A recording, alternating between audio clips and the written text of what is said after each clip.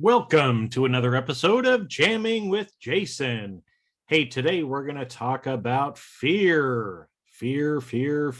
Right now, some people I know say that that's false expectations that appear real. That's one way that people kind of refer to it or talk about it. But we're gonna jump in and talk a little bit about fear today, because whether you realize it or not, fear is probably holding you back from getting what you want out of life. Now, you may not use that word, but we're going to go through and talk about some other words, share some examples, because today is one of those great episodes where it's just you and me hanging out. So we get to talk about whatever we want to talk about. So with that, let's jump into that episode now. You are jamming with Jason Mefford, where you hear inspiring interviews with some amazing people. Some are famous, some may seem ordinary, and they are all doing extraordinary things to positively change the world. Sometimes it's just you and me having an intimate and authentic conversation about how you can change the world around you and rewrite the story of your life by being more authentic, accepting and loving yourself more, and spreading love to others. Since really, all you need is love. And what the world needs now is love, sweet love. We discuss all aspects of self-improvement, growth, and so much more. Great content, insightful advice that's practical and helpful to anyone that listens. You're always eager to come back for more and share with your friends and family, since you learn something in every episode. So sit back and enjoy the easy listening while you feel seen and heard in this informative, authentic, and entertaining podcast. Now, let's roll that beautiful podcast footage. Well, hey, I am glad that you're joining me today. And, I have to say that fear is one of those things that people don't like to talk about, okay? And you'll notice that the title of this episode is Give Fear a Suck It Sandwich. Now, there's a story behind that, so obviously I'm going to tell you that story here in just a minute. But, this last weekend we had a couple of our friends' kids. They're 9, almost 10 years old. And they're kids that, my wife grew up. She's been really good friends with this friend of ours for a long time. And so they're kind of like our grandkids, if you will. And so we had to kind of go through, we knew they were coming over, they were going to spend the night, and have some activities and stuff planned for them, watch a movie with them. And as part of that, we always have to kind of go around the house and kind of kid-proof the house a little bit, okay? Because, my wife and I are empty nesters, so it's just the two of us here in the house. And so you kind of forget, those of you with littler kids, you kind of know what I'm talking about, where you have to kind of kid-proof stuff, put things away, that you don't want them playing with, and other things like that. So we had to kind of go around and do a little bit of that, because we know that typically when these kids come in the house, they want to go and do a couple of things first. So some of them we didn't want them to do, some of them we do. Now, why am I telling you this story? Because it was just a reminder. I've been thinking about doing an episode about this for a little while. But one of their favorite things to do when they run in the house is, they get themselves settled down and they come into my office, okay? Because there's some really cool stuff in my office, right? And if you were a little kid, you'd want to hang out here. Heck, even if you're not a little kid, it's a cool place to hang out. But one of the things that I have in my office, and so again, if you're watching on YouTube, you can see in the video, you'll be able to see this, but it's a badass button, okay? And so I'm going to play it for you here, and there's where this comes from and everything too. But if you're listening only to audio, think about it. Staples used to have that ad that said, they have that easy button, that was easy, or whatever it was that you'd push, and it would make little sayings. Well, that's what this does. And so they love coming in here grabbing this because it actually has some pretty funny little sayings on it. So I'm going to try to play them and see if you can hear them through. You create your reality. So you create your reality. Feed fear a suck-it sandwich. Feed fear a suck-it sandwich. And then there's the one that they always have to kind of giggle about, right? Because again, they're younger kids, and one of them says, "You are a badass," right? So they always kind of giggle about that. But so why am I bringing that up? Well, because I like this. All actually comes from a book. Jen Sincero wrote a book called "You Are a Badass: How to Stop Doubting Your Greatness and Start Living an Awesome Life." Wow, what a great title that is, right? So I have the book with me right here. I've read it a few times. It's actually a really good book. So if you're looking for a good book, if you want to go out and get this, it's a great read as well. She does a great job in the way that she read it. But I like the idea behind it, right? So first off, it's a little bit edgy. And you know that I'm a little edgy, right? So you are a badass. Now, the thing is, you may not realize, but you really are a badass, right? We can sit here and we can laugh about it, ha, ha, ha, ha, ha, but you actually are a badass. Now, how do I know that? Because you're sitting here listening to this podcast, right? And I know that you're doing a lot of cool things to change the world, and you really have greatness within you. And the fact that you're here hanging out with me means you know that, and you're trying to unlock more of that greatness as well. But anyway, so with that, and like I said, I just got the reminder again because the kids were running around the house all weekend when we had them pushing that button. And one of the sayings in there that I like is, give fear a suck it sandwich, right? So because a lot of us end up, really kind of sitting on the sidelines of life is how I'll kind of call it, right? We're afraid, you might not use the word fear, but here's some other words that you might hear slip into your vocabulary during the day, right? I'm afraid of doing that. Have you ever said that to yourself? I'm afraid. That's a word that means I'm fearful about something, right? I'm afraid of something that might come. You might say, I'm scared to do that, right? That's another word that a lot of times we use. But whether you're using the word fear, scared, afraid, it doesn't matter, right? We're all kind of talking about the same thing. Now, a lot of times, again, as I've talked about fear before on this podcast, also on the Fire and Earth podcast that I do as well. And a lot of times people will use acronyms to kind of describe fear, like the false expectations appearing real, right? That it's something that we're afraid of or that we think is going to happen, but in reality, it's probably never going to happen, right? Now, the reason this hits us and it comes up so much is the way that we're programmed, the way that our brain is programmed, because our brain is constantly scanning for danger. Okay, because we've spent millions of years as humans trying to avoid danger, right? Those predators, those other things that come along, we're trying not to get eaten by the lion, okay? Now, it's served us well, okay? But the problem is we're not in environments now where there's going to be a lion that's probably going to be eating us. But every time that we see these little triggers or these things that we're afraid of, we kind of go into that fight, flight, or freeze mode. Okay, so there's kind of the 3 F's that I like to talk about here. A lot of times when we get triggered, we either want to, it's the fight, flight, or freeze. Hello, freeze. So what do those things mean? Well, sometimes things will trigger us. There's things that maybe from our past, and I'm going to share some stories on some real life examples of me here, of where sometimes we feel like we want to fight when those things come out. Put up your dukes. I'm going to give you that suck it sandwich right to the mouth. Sort of a thing.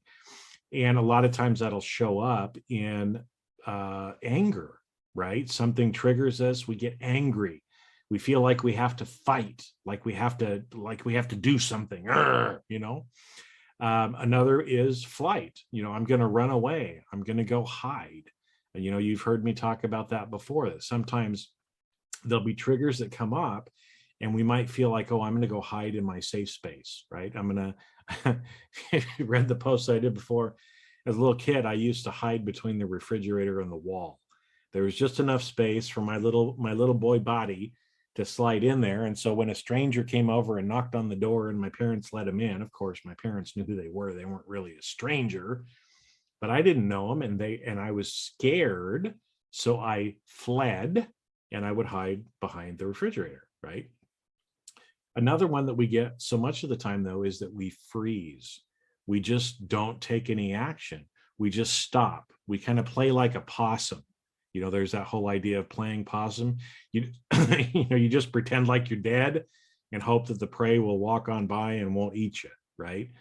And so that tends to be, what we do when a lot of these things trigger us. We either fight, we flight, or we freeze. Now, why is this holding us back in our life?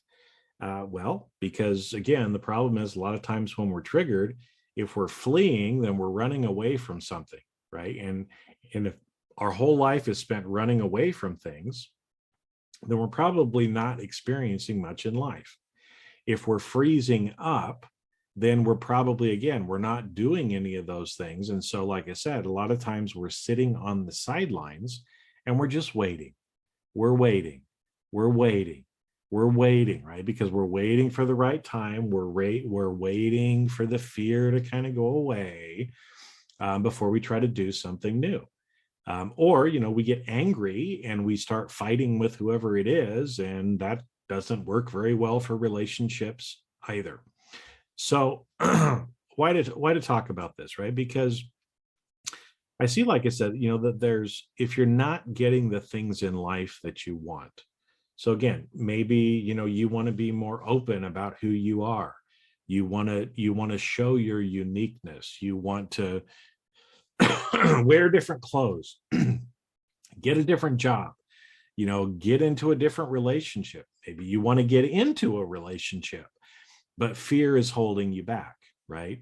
Or maybe you want to do things different at work. You look around and you see that, your business world should change or could change, and you'd like to make a difference there, but you're afraid because you don't know what's going to happen. Now, as we talked before about, fear is one of those emotions that actually is not really happening now.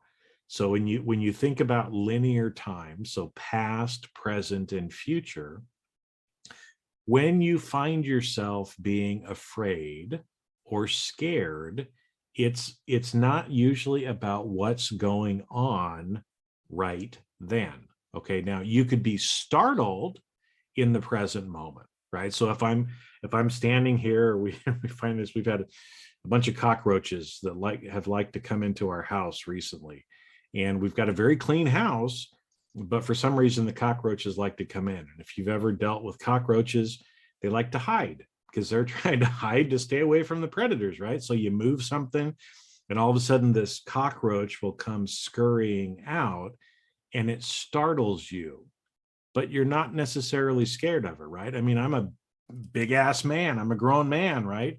I'm much bigger than that cockroach that is smaller than my finger, right? I can easily kill it if I want to. I'm not scared of the cockroach, but sometimes, things startle you, and that happens in the present. But where the fear and being afraid and being scared usually comes from is us worrying about something in the future that may never happen. Okay. In fact, if you think about, I want you to go through this next day and just make a note of every time you think or say to yourself, I'm scared of this, I'm afraid of that. And what you will find is every time that comes up, it's about some future event that may, in fact, never happen. In fact, I will tell you, probably 99% of the things that you are afraid of will never happen. But here's the kicker. And here's where you may be holding yourself back. Okay. One of the people that just signed up for one of my coaching programs, she was going through some of the videos, and there were some about mindset. And so, she was worried about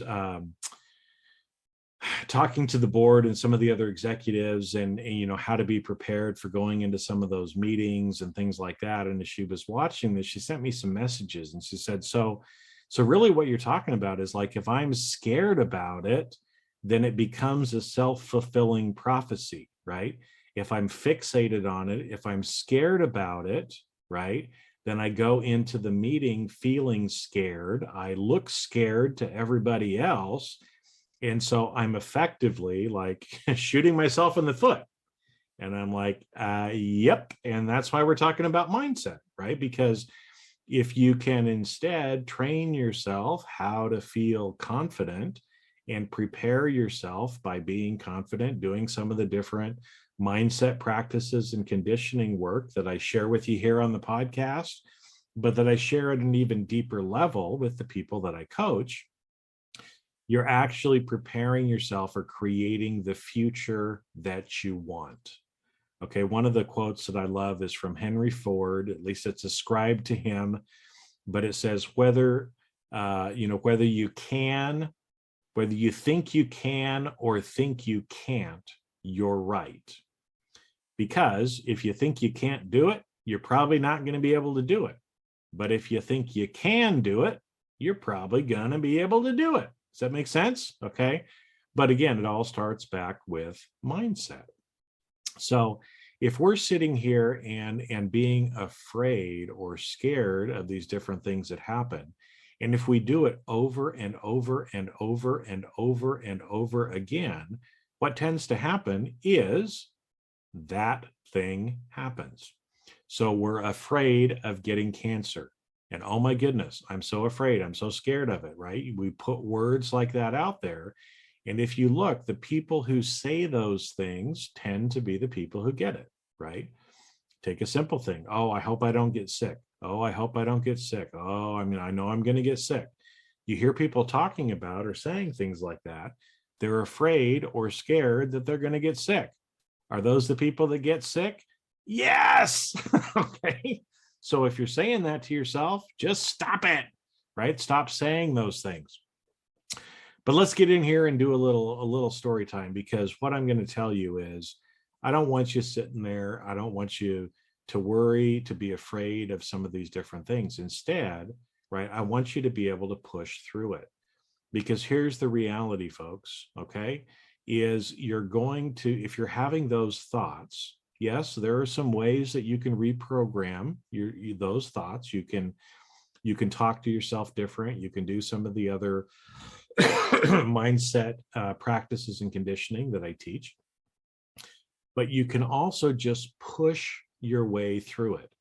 And so what does that mean, right? Well, you just push your way through the fear. You face the fear, you push yourself through it like a warrior would, and you realize that it really isn't that big of a deal. Okay. So, just recently I posted on Facebook about an experience that I had with my beard, and in going and actually having a shave done at the barber shop. Now, I have always been apprehensive. Okay. I'll be honest, I've been scared to do that, right? Because the idea of letting somebody else with a razor sharp knife, cut around on my neck kind of freaked me out. Okay. And so I avoided going and doing that for a long time, right? And finally, this last week, I thought, you know what, again, I'm sitting here teaching people to confront their fears, to push through, to be who they want to be. I need to be doing it too. And I do, but I wanted a tangible thing of me actually being able to have a win as well. So I took the opportunity to book myself into a salon, go down to a barber who's fabulous, and actually got a shave, right? It was something that scared me. I was apprehensive to do it. But why was I apprehensive? Well, I saw all the mob movies and, different slasher movies and other stuff where people use a straight straight edge razor to kill somebody, to cut their neck, right? So if I've seen a lot of those images over and over again in my head, what am I going to be thinking? Oh my gosh, if I go to the barber and he makes a little, slip of the hand and all of a sudden I'm dead, right? Now, the reality is that going to happen? No, right? This is a trained barber. It's somebody who's done this before. But in fact, as I went in and did it, and I told him, why I'm doing it, and got some advice on my beard and how to do the stuff. Then he makes a joke, right? He's like, "Don't worry, I've done this once before, and I have a band-aid." Right? It's like, well, yeah, but a band-aid ain't going to help if you, right? But the idea is, why should I be afraid when I know this is what this man does for a living?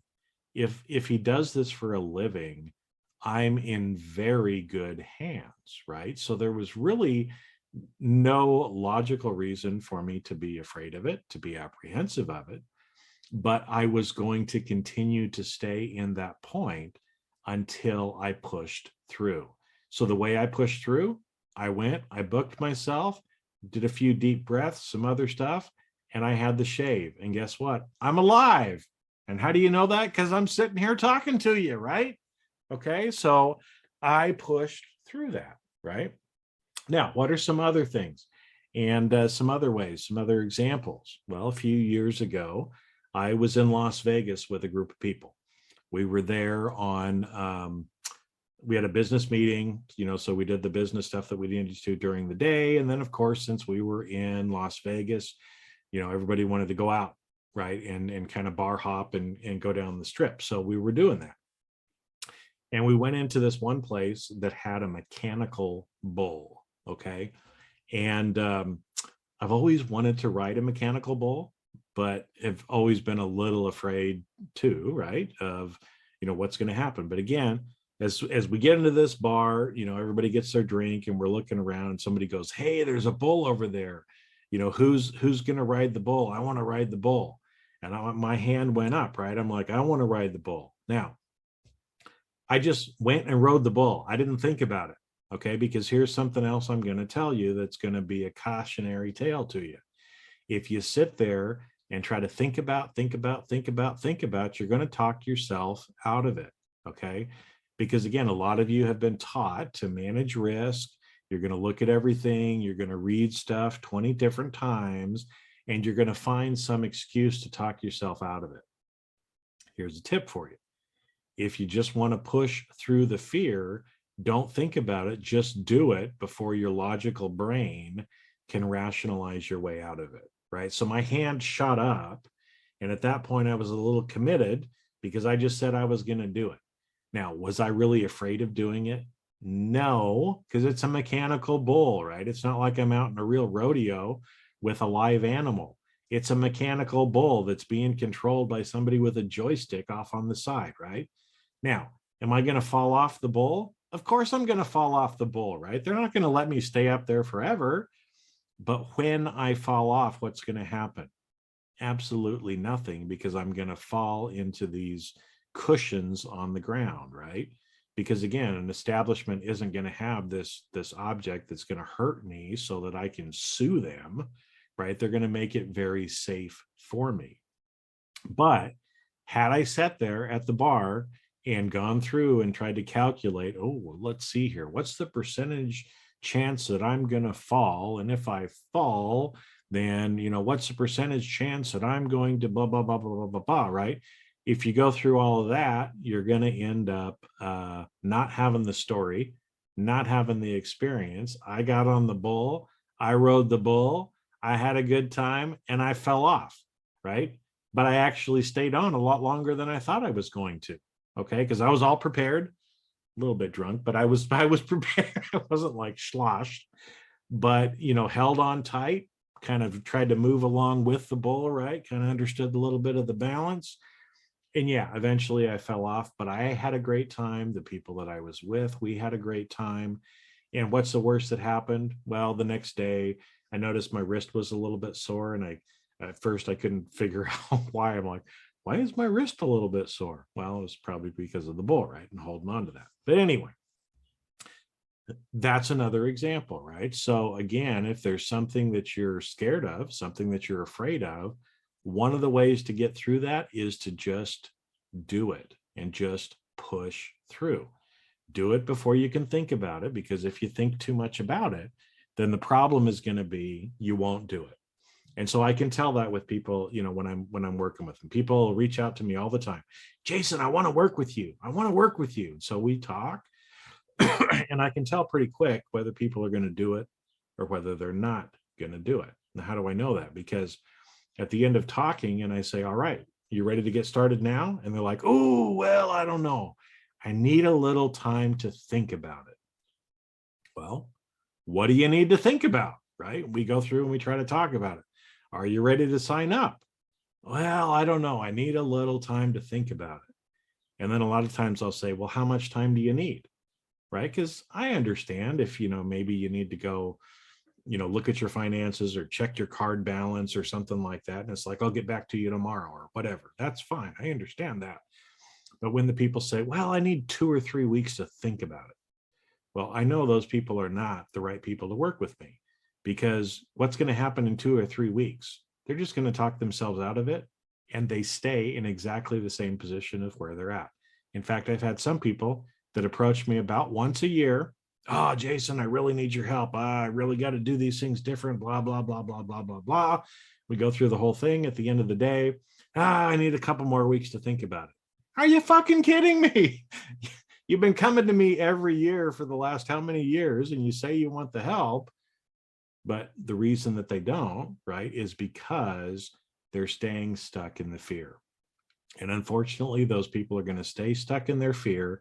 They're going to stay sidelined in their career unless they push through, unless they do something different, unless they do something that scares them a little bit to be able to help them push through or get the help, as an example here in coaching. Okay. Now, to wrap up, I wanted to share another story with you, because, some of you may be sitting there thinking, boy, this fear stuff, it sounds great, but it still scares me. And what's really the benefit for me of doing this? Well, I will tell you that there is great exhilaration on the other side of facing your fears. Okay. And I'm going to share a story here in just a minute that's going to share that with you. But the other thing that it does for you is there's so many people that feel like they're sidelined. They're sidelined in their career. They're not getting what they want from their relationship. They're not making as much money as they want to. Blah, blah, blah. Now, what ends up happening is most of these people end up complaining and getting into victim mentality. Now, why are they doing that? Well, first off, because they're not taking responsibility for facing the fears or doing the things that are necessary to get what they want. So if there's something that you really want, there's probably a challenge that you're going to have to go through in order to get what you want, right? You got to ask the girl out on the date if you ever plan to get married, right? If your desire is to be in a relationship or get married, but you're afraid to ask someone out on a date, it ain't ever gonna happen, right? It's not gonna happen unless you take some action and do something about it. Okay. So this is one of the reasons why I'm talking to you, right? What are some things maybe in your life that you're looking at and you're like, man, I'd really like that, or I wish the world were a little bit different, but you're afraid to do those things that are different. I want to help you, have the courage to push through and do it. You can do it, right? We've already talked about some of the ways on today's episodes.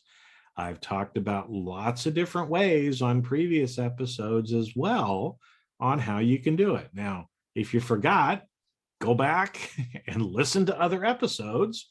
Or if you're like, nope, I don't have time for it, I want it right now, well, then reach out to me and we'll talk about if you want some help in getting through it quicker on how I can help you do that. Okay. But I got to warn you, right? I'm not going to give you 2 weeks to think about it.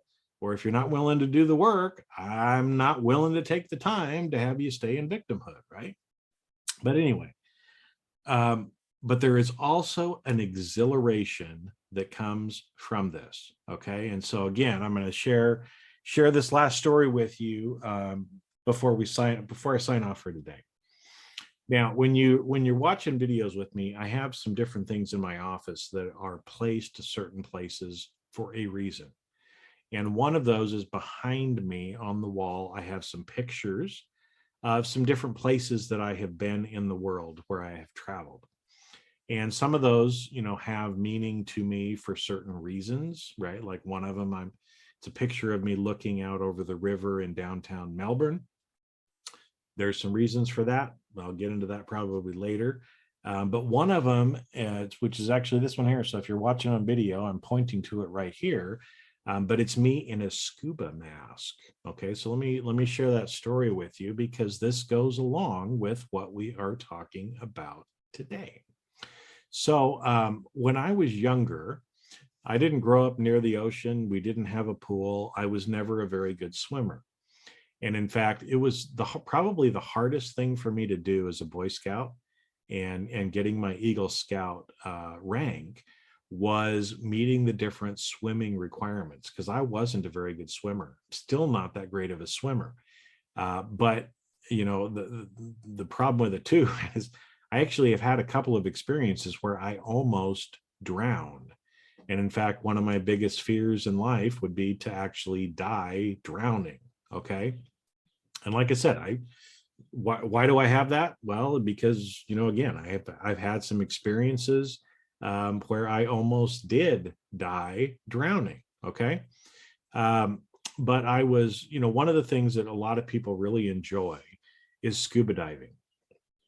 And always thought, it would be kind of fun to do that. But I was really apprehensive about it because I knew I wasn't a very strong swimmer. And so I used to do a lot of work over in the Middle East. And one of the guys that I know lives in Jeddah, Saudi Arabia, which is on the Red Sea. And actually right there is some of the best scuba diving in the world. Okay. And so this guy that I met, we became friends, and he kept telling me, oh, Jason, you come to Jeddah all the time. I need to, one of the times that you're here on the weekend, we have to go scuba diving together. And again, told you I was a little apprehensive, but just like the barber story at the beginning, let me tell you a little bit about my friend, right? He's been scuba diving for years. He's a scuba instructor. In fact, he is certified to be able to do solo scuba dives. So he's very good at what he does. He's taught hundreds of people how to do this, and he does it regularly. So I told myself, you know what? If I'm ever going to go scuba diving, that's the guy to go with, right? Because he knows what he's doing. I should be able to, even though I'm a little scared, I should be able to place confidence in him, knowing that he's got my back. I'm safe with him, right? Because he knows what he's doing. And so after him kind of cajoling me a few times when I was over there, it ended up working out to where I had a weekend over in Jeddah because I was doing, I think, 2 weeks worth of training there at the same time. So he's like, okay, we're going scuba diving. All right. So he picks me up from the hotel. Him and his son are there, and actually another guy that I know, another business colleague, was there. So there were the four of us that were going, and we stopped at the little shop, rented the scuba equipment that we needed, and then went over to this beautiful resort where he was a member that was right on the Red Sea. So we take all of our gear down towards the end.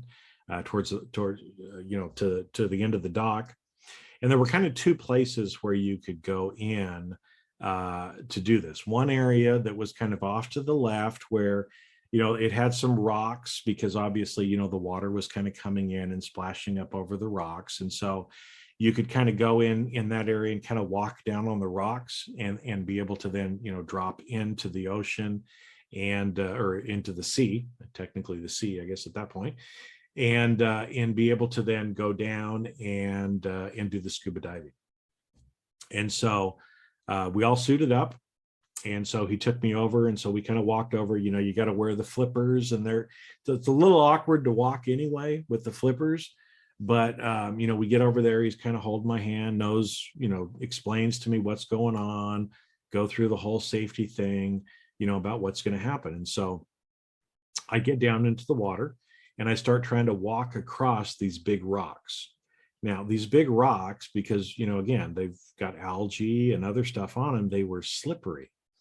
And so what was happening is, the waves were kind of crashing in on the rocks as I'm trying to walk out. And I've got these flippers that I can't really walk in very well anyway, that keep slipping on the rocks. And so I keep slipping, right? So I had psyched myself up beforehand about how great this was going to be, how fun it was going to be. And then the problem was I started getting triggered. And a lot of those subconscious things that I had believed started coming back to me again, right? Of, oh my gosh, what am I getting myself into? I can't even get down into the rocks, right? So I'm going through all of this stuff and I start to panic. Okay. I start to panic and I just kind of go over to the side and sit. I pull myself over to the side and just kind of sit on the side. And my friend comes over and he's like, Jason, what's up? Right. And I'm like, I don't know if I can do it. I'm slipping around and everything. And he looks at me with the kindest eyes because he's experienced this before, right? He's a professional. And he looks at me with the kindest eyes and he says, don't worry. Why don't you just go back up and sit down? I'll take this first group down. We'll be back in 10 or 15 minutes. Just go calm yourself down. We'll go in on the other side next time. I'll take care of you. Right. So I get myself back up. I sit down. Now, at that point, right, part of me is like, damn it, I psyched myself up. I was going to do this. And now I'm kind of feeling like a little bit of a failure at that point. Right. So I'm sitting here thinking, here I am in one of the top scuba diving places in the world, and I can't even get myself in the water, right? What's going on? But I go over, I sit down, I do some of my breathing exercises and things that I know how to do, right, to regulate myself emotionally. And 15 minutes later, he comes over and he's like, all right, how you doing? I'm like, well, I'm feeling a lot better right now. And he said, okay, well, I understand what happened. Let's go over to the other side. So the other side, you kind of dropped in quicker. There weren't all the rocks. It was a little bit shallower to begin with, right? And so we got in and started going down, right? And so again, he would give me the little thumb signals, or I would have to give him thumb signals to make sure everything was okay. And I remember, again, not maybe a little bit of apprehension, but not much. And when we started going down into the water and I finally got all the way underneath the water, it is an amazing experience, right? It is an amazing experience to be literally what feels like in this other world with the coral and the rocks and the fish and everything right around you, that I just felt surreal. I felt surreal at seeing this stuff. I've seen, movies and pictures and things like that, but to actually experience it for myself was something crazy. Now, I don't know how long we were down there for, right? But I had gotten comfortable. I was enjoying the experience, and it was time for us to get back out. And so, we kind of went back up. He was regulating my air so that we moved back up and did everything that we needed to. And I remember getting out of the Red Sea and standing at the end of that dock at that resort, where just a few minutes before I had been hating on myself, if you will, right? Telling myself what a failure I was, how I couldn't do that.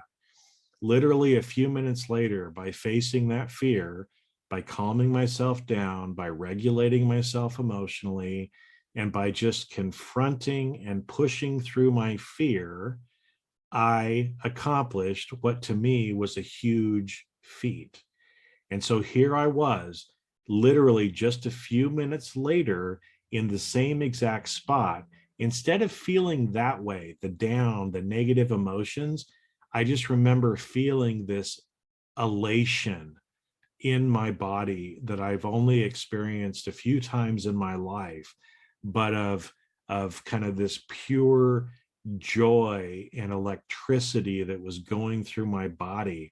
I mean, I felt like I just hit a grand slam walk-off, run at the bottom in the World Series, or just caught that, winning touchdown pass with 2 seconds left in the Super Bowl. I mean, it was a feeling like I said, I've literally had only a few times in my life to that extent. Now, why did I have that feeling? Why did it feel that way? Because I pushed through my fear. I gave fear a suck it sandwich. I said, you know what? I'm not going to be afraid of getting in and going down with this person who knows what he's talking about and have this experience. I'm going to give fear a suck it sandwich, and I'm going to do it. And you know what? I did it. And that's one of the reasons why that picture is up on my wall, is to remind me that I can do things like that. I can push through any fear that I have. I don't have to be scared of anything, because if I did that and I literally confronted my fear of death in order to do that, if I can do that, I can do anything, right? And that's why I'm talking to you about it today, right? Because when you face those fears, when you push through, you can do anything. And you get that feeling of exhilaration that comes with it as well, right? And so again, as I started off talking about this little book, You Are a Badass, my friend, you are a badass. And when you stop doubting yourself, when you push through fear, you really can at that point start living that life of greatness that you want, but not just that you want, but when you live that life of greatness, everyone around you as well benefits from that as well. And there we go. I said as well a couple of times. All right. So what are you afraid of doing that really probably isn't going to kill you? Right? What's something that scares you a little bit? But again, you don't have to face the fear of death, right, to begin with. But what's something that you could do this week to show yourself, to prove to yourself that you can do hard things? You can face your fears, you can push through them, and give yourself that evidence that you can do these things, right? I do it in my life. I teach people how to do it. I see people doing it all the time. So why can't you do it too? Well, I think the answer is you already know. You can do it as well if you want to. So go out this week. Think about some of those things that you could be doing to help push through. Make baby steps. Like I said, don't go jump in the Red Sea to go scuba diving is the first thing that you're going to do. But just find something, and you already know what it is. You already know what it is, right? Because you're already thinking about it right now. So don't think about it, just go do it. And you will have that exhilaration on the other side of it, just like I felt, and just like everybody else feels that goes through it. There's a reason people that do extreme sports are called, why they call it an adrenaline junkies. Because when you go through it, when you do some of those things that scare you a little bit, you do get an adrenaline rush that feels amazing. Amazing. That's what I was feeling there in Jeddah many years ago. Okay. So with that, go out, have a great week, and we'll catch you on the next episode of Jamming with Jason. Have a good week. And that's a wrap. Thanks for listening. The fact that you listened to this entire episode means you got value, and others will too. Do me a favor and leave a 5-star review with comments, and then share with others. You can also check out all of my videos on my YouTube channel and my website, jasonmefford.com. This podcast is primarily for education and commentary and does not represent professional advice. Views and opinions expressed on this show are that of the individuals and not of their respective organizations.